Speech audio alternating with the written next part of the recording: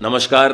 आज हम नेपाल में जो ट्रांजिशनल गवर्नमेंट बनी है जन जी के प्रोटेस्ट के बाद, जिसको former chief justice of Nepali supreme court Mrs Sushila Karki lead कर रही हैं, उसके आगे आने वाले दिनों में क्या चैलेंजेस रहने वाले हैं और क्या पर्पस होता है ट्रांजिशनल गवर्नमेंट का किसी भी कंट्री में आफ्टर मेजर प्रोटेस्ट और रेवोल्यूशन के बाद, उसको आज हम डिस्कस करेंगे और हिस्ट्री में कुछ एग्जाम्पलों को देखेंगे कि वहाँ ट्रांजिशनल गवर्नमेंट कितनी सक्सेसफुल रही और क्या क्या चैलेंजेस आए उन ट्रांजिशनल गवर्नमेंट के आगे। तो आज हम स्पेसिफिकली दो केसों को डिस्कस करेंगे। एक केस है बांग्लादेश का और दूसरा केस है इजिप्ट का। तो सबसे पहले हम ट्रांजिशनल गवर्नमेंट का पर्पस समझ लेते हैं, क्यों ट्रांजिशनल गवर्नमेंट किसी भी कंट्री में मेजर प्रोटेस्ट और रेवोल्यूशन के बाद बनाई जाती हैं। तो मेजर प्रोटेस्ट और रेवोल्यूशन किसी भी कंट्री में तब होता है जब वहाँ के एग्जिस्टिंग पॉलिटिकल ऑर्डर में लोग अपना फेथ खो देते हैं और उनको लगता है कि जो कुछ भी सिस्टम है वो सारा करप्ट हो चुका है, तो इसको पूरे को ही चेंज करने की ज़रूरत है। इसलिए मेजर प्रोटेस्ट या रेवोल्यूशन किसी भी कंट्री में होते हैं। तभी हम देखते हैं कि वहाँ पर बहुत ज़्यादा वॉयलेंट हो जाते हैं वो प्रोटेस्ट, और इवन प्राइम मिनिस्टर और प्रेसिडेंट के घरों तक को जला देते हैं, पार्लियामेंटों को जला देते हैं, कॉन्स्टिट्यूशंस को जला देते हैं, ताकि एक नए ऑर्डर को क्रिएट किया जा सके।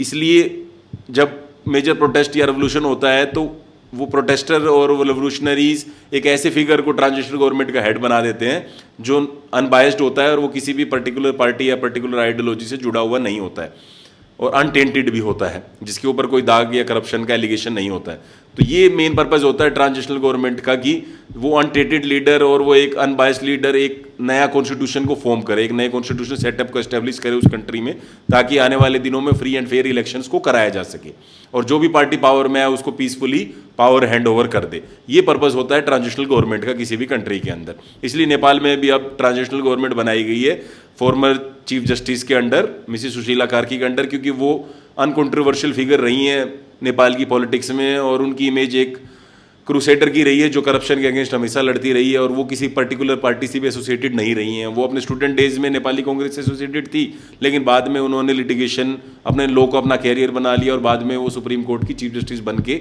रिटायर हुई, जो पहली महिला थी नेपाल की हिस्ट्री में की जिसने नेपाल के सुप्रीम कोर्ट को लीड किया।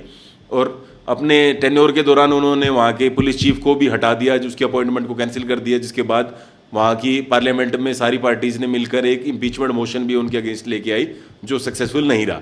तो सुशीला कार्की जी का एक बड़ा ही क्रूसेडर टाइप की हिस्ट्री रही है, उन्होंने हमेशा ही करप्शन और मिसमैनेजमेंट के अगेंस्ट लड़ाई लड़ी है। इसलिए प्रोटेस्टर्स के बीच में उनकी इमेज एक अनटेंटेड लीडर की थी, इसलिए उनको ट्रांजिशनल गवर्नमेंट का हेड बनाया गया है, क्योंकि सारे फैक्शंस के लोग उनके ऊपर ट्रस्ट करते हैं कि वो शायद एक नए कॉन्स्टिट्यूशनल सेटअप और नए ऑर्डर को क्रिएट कर सकती हैं नेपाल में और बाद में फ्री एंड फेयर इलेक्शंस करा सकती हैं। इसलिए सुशीला कार्की जी को वहाँ नेपाल में हेड बनाया गया है ट्रांजिशनल गवर्नमेंट का। आज हम जो इजिप्ट और बांग्लादेश का केस को डिस्कस करेंगे, उसमें ये डिस्कस करेंगे क्या क्या चैलेंज होते हैं ट्रांजिशनल गवर्नमेंट के आगे। तो सबसे पहले हम इजिप्ट का केस डिस्कस करते हैं। 2011 में इजिप्ट में एक मेजर प्रोटेस्ट हुआ, जिसके बाद वहाँ के मिलिट्री डिक्टेटर होस्नी मुबारक को पावर छोड़ के जाना पड़ा। उसके बाद ट्रांजिशनल गवर्नमेंट फॉर्म हुई इजिप्ट के अंदर, जिसको लेड कर रहे थे मोहम्मद अल बरदई जी। अब मोहम्मद अल बरदई जी पास्ट में nuclear watchdog international atomic energy association IAEA के हेड भी रहे हुए हैं और उनका न्यूक्लियर एनर्जी के सेक्टर में जो काम था उसके लिए उनको नोबेल प्राइज़ भी मिला हुआ है। तो जब वो 2011 में ट्रांजिशनल गवर्नमेंट के हेड बने तो उनको हेड बनाने के दो पर्पस थे। एक तो सारे फैक्शंस को जो इजिप्ट की पॉलिटिक्स में उनको एक साथ बिठा के एक नए कॉन्स्टिट्यूशनल ऑर्डर को क्रिएट किया जाए, क्योंकि पुराने कॉन्स्टिट्यूशनल ऑर्डर से लोग काफ़ी परेशान हो गए थे, इसलिए तो उन्होंने वहाँ होस्नी मुबारक को पावर से हटाया था। और दूसरा मेन पर्पज़ ये था कि फ्री एंड फेयर इलेक्शन कराए जाएँ, जिसके बाद जो भी फैक्शन चुनाव जीत के आता है उसको पीसफुली पावर ट्रांसफ़र कर दी जाए। लेकिन ये दोनों ही पर्पसेस में फेल रहे और इजिप्ट में फिर से मिलिट्री का रूल आ गया, क्योंकि इजिप्ट की पॉलिटिक्स में तीन मेजर फैक्शंस हैं हमेशा से ही। एक कंजर्वेटिव्स का फैक्शन है जिसको मुस्लिम ब्रदरहुड लीड करती है, दूसरा फैक्शन है लिबरल्स का जिसको मोहम्मद अल बरदई ही लीड कर रहे थे, साथ में ट्रांजिशनल गवर्नमेंट के हेड भी थे, और तीसरा फैक्शन ये था मिलिट्री वाला। तो मिलिट्री ऑलरेडी डिस्क्रेडिट थी, तो वो फिर से पावर ग्रैब करने के लिए अपने आप को आगे नहीं कर पाई। तो ये दो फैक्शंस में मेजरली लड़ाई होगी, एक कंजर्वेटिव का फैक्शन जो मुस्लिम ब्रदरहुड लेड कर रही थी और दूसरा लिबरल्स का फैक्शन जो स्टूडेंट्स थे जिन्होंने वहाँ पर होस्नी मुबारक को पावर से हटाया था और उन्होंने अपने लीडर मोहम्मद अल बरदई जी को मान लिया था। अब जब फ्री एंड फेयर इलेक्शन हुए इजिप्ट के अंदर आफ्टर न्यू कॉन्स्टिट्यूशनल ऑर्डर, तो उस इलेक्शन में कंजर्वेटिव पार्टी जीत गई और कंजर्वेटिव पार्टी के लीडर मोहम्मद मोर्सी जी चुनाव जीतने के बाद इजिप्ट के प्रेसिडेंट बन गए। लेकिन अब लिबरल्स को ये बात एक्सेप्ट नहीं हुई, लिबरल्स ने उनके अगेंस्ट प्रोटेस्ट स्टार्ट कर दिया। उनका मेन प्रिटेक्स ये था प्रोटेस्ट का कि ये जो कंजर्वेटिव पार्टी है लेड बाय मोहम्मद मोर्सी, ये शरिया लॉ को इम्प्लीमेंट कर देगी इजिप्ट की सोसाइटी में डाउन द लाइन जाके, और ये हमारे लिए बिल्कुल भी सही नहीं है, इसलिए उन्होंने उसके अगेंस्ट प्रोटेस्ट स्टार्ट कर दिया। जबकि वो चुनाव तो उसी ऑर्डर से जीत के आए थे, उस कॉन्स्टिट्यूशनल ऑर्डर से, जिसको क्रिएट करने में इन लिबरल्स का भी मेजर रोल था, लेकिन उन्होंने उस फ्री एंड फेयर के इलेक्शन को, रिजल्ट को मानने से मना कर दिया और उनके अगेंस्ट प्रोटेस्ट स्टार्ट कर दिया मोहम्मद मोरसी की डेमोक्रेटिकली इलेक्टेड गवर्नमेंट के अगेंस्ट। अब मिलिट्री को ये कहीं ना कहीं प्रेटेक्स्ट मिल गया कि दोनों पार्टीज लड़ रही हैं, तो कहीं ना कहीं हमारे पास चांस है फिर से पावर में आने का, तो उन्होंने इन सपोर्ट्स को, प्रोटेस्ट को सपोर्ट किया और फाइनेंस भी किया। अल्टीमेटली ये नेशन वाइड प्रोटेस्ट हो गया लिबरल्स का, और कंजर्वेटिव गवर्नमेंट को काफ़ी प्रेशराइज कर दिया इन्होंने, मोहम्मद मोरसी की जो डेमोक्रेटिकली इलेक्टेड गवर्नमेंट थी। अल्टीमेटली मिलिट्री ने इस प्रिटेक्स्ट पे मोहम्मद मोरसी को पावर से हटा दिया कि आप शरिया लॉ इंप्लीमेंट करने वाले और आपसे कंट्रोल नहीं हो रहा कंट्री, तो इसलिए आप पावर में नहीं रह सकते हो। उसके बाद कंजर्वेटिव्स ने प्रोटेस्ट स्टार्ट कर दिया पूरी कंट्री में कि हम तो एक इलेक्शन प्रोसेस के थ्रू जीत के आए हैं, हमने कोई वोलेंस का यूज़ तो किया नहीं है चुनाव में जीतने के लिए। तो उन्होंने भी अब इस जो मिलिट्री का एक्शन था जिसके अंडर उन्होंने मोहम्मद मोरसी को पावर से हटाया था, उसके अगेंस्ट प्रोटेस्ट किया पूरी कंट्री के अंदर, क्योंकि उनका कार्डर था तो उन्होंने पूरी कंट्री में प्रोटेस्ट किया। लेकिन वो प्रोटेस्ट को मिलिट्री ने ब्रूटली क्रश कर दिया आर्म्स का यूज करके, और लिबरल ने इसके अंदर कोई सपोर्ट नहीं किया कंजर्वेटिव पार्टी का, और वो साइड लाइन पे खड़े होकर देखते रहे जब कंजर्वेटिव्स को मिलिट्री गलियों में ढूंढ ढूंढ के मार रही थी। तो उसके बाद क्या हुआ, मिलिट्री ने पावर में, मिलिट्री फिर से आ गई और कंजर्वेटिव्स को भी पावर से बाहर कर दिया और लिबरल्स को भी पावर से बाहर कर दिया, और वहाँ के जो मिलिट्री लीडर थे अब्दुल फतेह अल सीसी, वो फिर से पावर में आ गए 2013 में, और अब तक वो वही के मिलिट्री लीडर हैं। तो जो ये पुराना ऑर्डर था इजिप्ट में, वो फिर से लौट आया, क्योंकि जो ट्रांजिशनल गवर्नमेंट थी वो अपने पर्पस को फुलफिल नहीं कर पाई। उसका जो लीडर था उसने एक फैक्शन को सपोर्ट किया at the cost of another faction. वो लिबरल्स के इतने क्लोज हो गए कि उन्होंने कंजर्वेटिव्स जो कि डेमोक्रेटिकली फेयर प्रोसेस से जीत के आए थे, उनके रूल को मानने से ही मना कर दिया, और अल्टीमेटली इनडायरेक्टली मिलिट्री को हेल्प कर दिया फिर से पावर आने के अंदर। दूसरा जो आज केस हम डिस्कस करेंगे वो बांग्लादेश का है। अब बांग्लादेश में 2024 में स्टूडेंट्स ने एक प्रोटेस्ट किया, जिसके बाद वहाँ की लीडर शेख हसीना जी को पावर छोड़ के जाना पड़ा और अल्टीमेटली कंट्री को फ्लड करना पड़ा। तो अब ये अवामी लीग पार्टी जो पावर में थी बांग्लादेश में, उसकी लीडर शेख हसीना को पावर से बाहर होना पड़ा। उसके बाद क्या हुआ, वहाँ पर एक ट्रांजिशन गवर्नमेंट फॉर्म की गई, जिस ट्रांजिशन गवर्नमेंट के हेड मोहम्मद यूनिस साहब को बनाया गया। अब मोहम्मद यूनिस जी पॉलिटिक्स में आने से पहले एक इकोनॉमिक्स रहे हुए और माइक्रो फाइनेंस की फील्ड में बहुत ज़्यादा उन्होंने काम किया, और बांग्लादेश में उन्होंने एक एनजीओ या एक बैंक बनाया था जिसका नाम था ग्रामीण बैंक, जिसका मेन पर्पज़ यही था कि फार्मर्स और छोटे बिजनेसमैन को लोन्स प्रोवाइड कराना ताकि वो अपने बिजनेस को सेटअप कर सके। और उनका माइक्रो फाइनेंस की फील्ड में इतना एग्जाम्पलरी वर्क था कि उनको नोबेल प्राइज भी मिला बाद में जाके 2006 में। तो 2024 में जब प्रोटेस्ट हुए तो मोहम्मद यूनिस साहब भी एक ऐसे अनकंट्रोवर्शियल फिगर थे लाइक सुशीला कार्की या मोहम्मद अल बरदई, जो कंट्री की ट्रांजिशनल गवर्नमेंट को लीड कर सके, क्योंकि उनका किसी पार्टी से कोई लेना देना था नहीं। तो उसके बाद वो जब ट्रांजिशनल गवर्नमेंट के हेड बने तो उनके आगे भी यही एक चैलेंज था कि एक नए कॉन्स्टिट्यूशनल ऑर्डर को क्रिएट करना, सारे फैक्शंस को टेबल पे बिठा के, और दूसरा फ्री एंड फेयर इलेक्शन कराना। लेकिन ये दोनों पर्पज में भी वो फेल रहे, क्योंकि पहले दोनों ने अवामी लीग को ही बैन कर दिया, जो कि वहाँ की मेजर पार्टी है बांग्लादेश की पॉलिटिक्स में। अवामी लीग शेख हसीना के अंडर डिस्क्रेडिट हो चुकी थी बांग्लादेश की सोसाइटी में, लेकिन फिर भी वो लिबरल फैक्शन को बांग्लादेश की पॉलिटिक्स में रिप्रेजेंट करती थी, और उनके फाउंडिंग फादर थे बांग्लादेश के, जिन्होंने ईस्ट पाकिस्तान को बांग्लादेश क्रिएट किया था वेस्ट पाकिस्तान से लड़के। तो अवामी लीग का एक बहुत बड़ा शेयर है बांग्लादेशी पॉलिटिक्स में, जिसको मोहम्मद यूनिस ने बैन करके एक तरह से डिस्क्रेडिट कर दिया।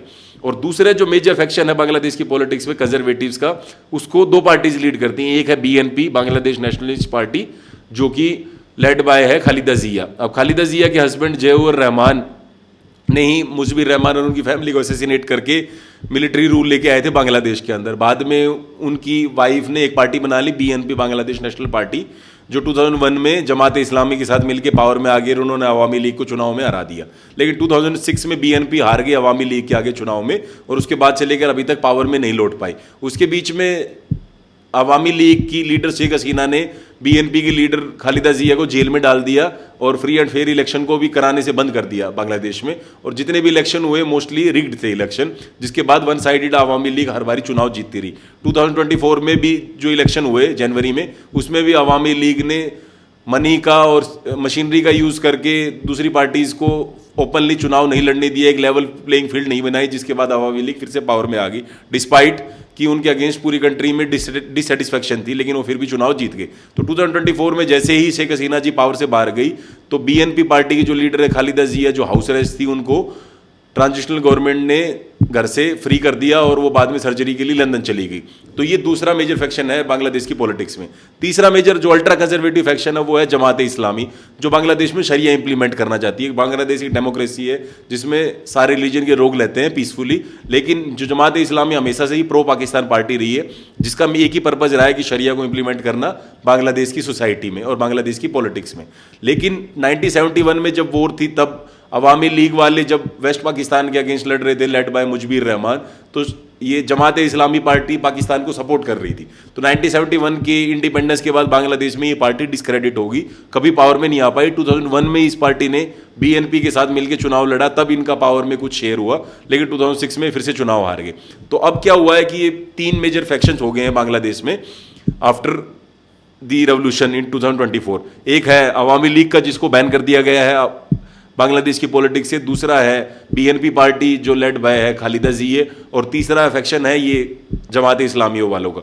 तो अब बीएनपी के पास भी अब 2 ऑप्शन है, या तो वो जमात इस्लामी के साथ मिलकर चुनाव लड़े, जो कि कुछ उसकी पार्टी के अंदर कुछ फैक्शंस के लोग हैं जो चाहते हैं कि हमें जमात इस्लामी के साथ अलायंस करना चाहिए, जैसे हमने 2001 में किया था, सक्सेसफुली चुनाव जीतने में हेल्प की थी उन्होंने हमारी। दूसरा ये फैक्शन ये चाहता है कि अगर हम जमात इस्लामी के साथ फिर से अपना अलायंस करते हैं तो हम इवेंचुअली डाउन द लाइन जाके डिस्क्रेडिट कर लेंगे अपने आप को बांग्लादेश की सोसाइटी में, कि जमात इस्लामी के ऊपर एक टैग लग चुका है कि वो पाकिस्तान को प्रो पाकिस्तान पार्टी है। तो ये दोनों फैक्शंस में लड़ाई चल रही है, वो भी क्लैरिटी नहीं है बीएनपी और जमात इस्लामी मिलकर चुनाव लड़ेंगे या नहीं लड़ेंगे। लेकिन मोहम्मद यूनुस साहब इन तीनों पार्टीज को टेबल पे ही नहीं बैठा पा रहे। एक पार्टी अवामी लीग को उन्होंने बैन कर दिया है, बीएनपी के लीडर सर्जरी के लिए लंदन गई हुई है, और जमात इस्लामी शरिया को इंप्लीमेंट करने में ही लगी हुई है बांग्लादेश की सोसाइटी में। और जिन स्टूडेंट्स ने प्रोटेस्ट किया था बांग्लादेश के अंदर, उन्होंने अपनी एक नई पार्टी बना ली है, नेशनल सिटीजन पार्टी। अब ये पार्टी अवामी लीग की जगह ले पाएगी या नहीं ले पाएगी, क्योंकि इसमें मोस्टली स्टूडेंट्स हैं जो लिबरल हैं और जो कंट्री को एक डेमोक्रेटिक कंट्री देखना चाहते हैं जिसमें फ्री एंड फेयर इलेक्शन हो। तो ये एक बहुत बड़ा चैलेंज है मोहम्मद यूनुस साहब के साथ कि इनको एक टेबल पे बिठाना, जो अभी तक वो फुलफिल नहीं कर पाए हैं, और वो डेट आगे से आगे एक्सटेंड करते जा रहे हैं फ्री एंड फेयर इलेक्शन की। ना अभी तक नया कॉन्स्टिट्यूशन बन के बांग्लादेश में तैयार हुआ है। तो यहाँ भी ट्रांजिशन कहीं ना कहीं फेल होता दिख रहा है इजिप्ट की तरह ही, और फिर से अवामी लीग की वापसी होती दिख रही है बांग्लादेश की पॉलिटिक्स में। तो ये जितनी भी ट्रांजिशन गवर्नमेंट है इजिप्ट में, जैसे मोहम्मद अल बरदई साहब वाली, या फिर बांग्लादेश में मोहम्मद यूनुस जी वाली, ये दोनों के दोनों ट्रांजिशन गवर्नमेंट फेल हो गई थी अपने पर्पस को फुलफिल करने में। कहीं ना कहीं यही चांसेस नेपाल में लग रहे हैं कि कहीं ना कहीं नेपाल में भी यही स्टोरी फिर से रिपीट ना हो, क्योंकि ट्रांजिशन एक बहुत डिफिकल्ट प्रोसेस होता है जिसको सक्सेसफुली एग्जीक्यूट करना बहुत मुश्किल हो जाता है किसी भी ट्रांजिशनल गवर्नमेंट के लिए। अब इसका एग्जांपल हम इंडिया से भी समझ सकते हैं कि इंडिया में ट्रांजिशनल गवर्नमेंट क्यों सक्सेसफुल रही,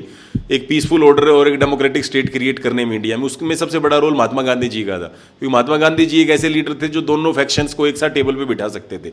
और कांग्रेस इतनी बड़ी पार्टी थी, एक अम्ब्रेला पार्टी थी जिसके अंदर दोनों फैक्शंस थे, एक लिबरल का फैक्शन भी था, एक कंजर्वेटिव का फैक्शन भी था।